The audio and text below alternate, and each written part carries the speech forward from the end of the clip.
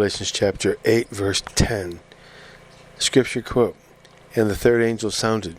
unquote. John Gill quote, "his trumpet," unquote. Scripture quote,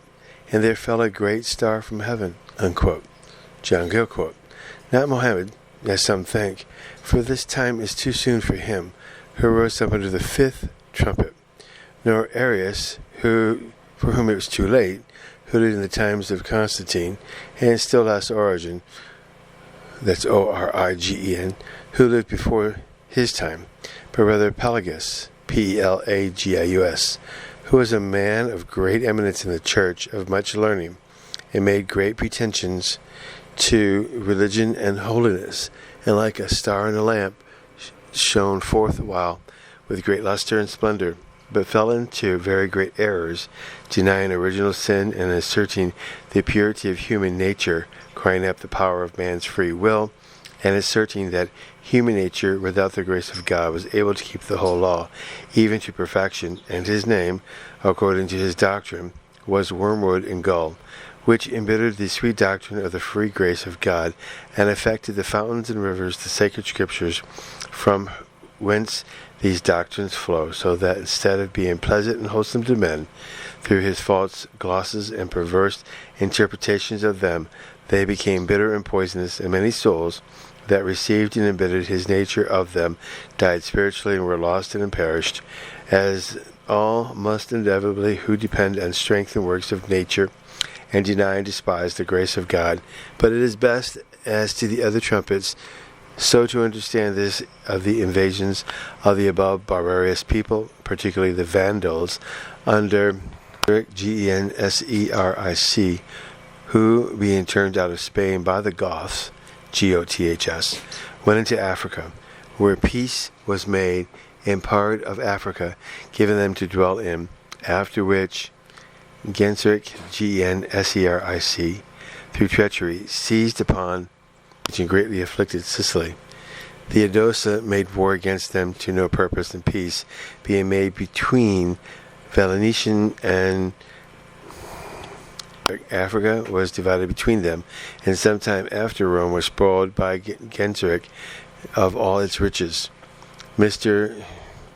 Daubus, or Z,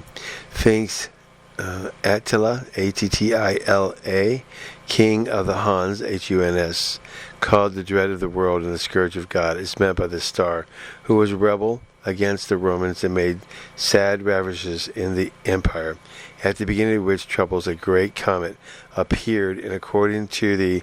Cassiodorus, Cassiodorus, the Huns were enemies to the Romans against the Goths, but Litorus, that's Litorus, the Roman general, was taken, and after this the Huns, Huns, rebelled and depopulated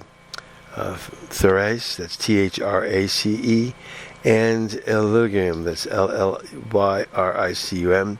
and Attila, their king, having slain his brother